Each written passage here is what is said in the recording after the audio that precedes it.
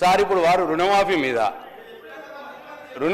మీద మా బాల్కొండ నియోజకవర్గం విషయం చెప్పారు సార్ రుణమాఫీలో బాల్కొండ నియోజకవర్గంలో 51,000 మంది రైతులు ఉంటే ఇప్పటికైంది సార్ 20,000 మందికి అయింది సార్. ఇంకా 31,000 మందికి కావాలి సార్. వాళ్ళని చెక్ చేసుకోమనండి సార్. మళ్ళీ రిప్లైలో చెప్పానండి సార్. వాళ్ళు చెక్ చేసుకొని మళ్ళీ రిప్లైలో చెప్పానండి. ఒకటి నంబర్ 1. నంబర్ 2, మేము టీఆర్ఎస్ ప్రభుత్వంలో ఉన్నప్పుడు రెండు విడతలుగా మేము రుణమాఫీ చేసిన అమౌంట్ కంటే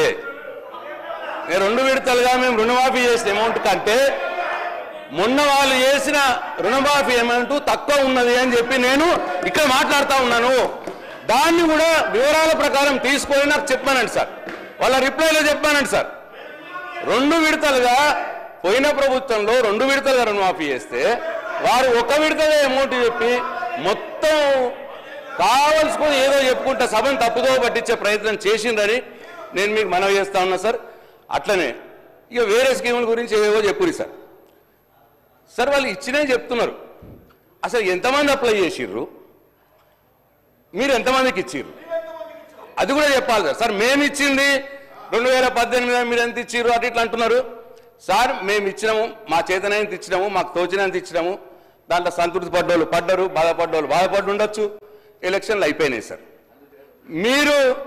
మీరు ఎలక్షన్లప్పుడు ఏం చెప్పిండ్రు, ఇప్పుడు ఏం చేసిండ్రు అన్నదే పాయింట్ సార్. రోజు సార్ పొద్దున్నది 15 నెలలు అయింది సార్. 15 నెలలు అయింది, ఇంకా మా మీద ఏడిపోయిందుకు సార్? మీరేం చెప్పిరో చేసి చూపెట్టండి సార్. మీరేం చేసిండ్రు, మీరేం చెప్పిర్రో ఎలక్షన్లప్పుడు అది చేసి చూపెట్టండి. అది పాయింట్ సార్. మా మీద ఏడుపు పాయింట్ కాదు సార్. వద్దుగా చాలు, 15 నెలలు అయింది ఏడబట్టి ఇంకెన్నో ఏడుస్తా సార్ మా మీద.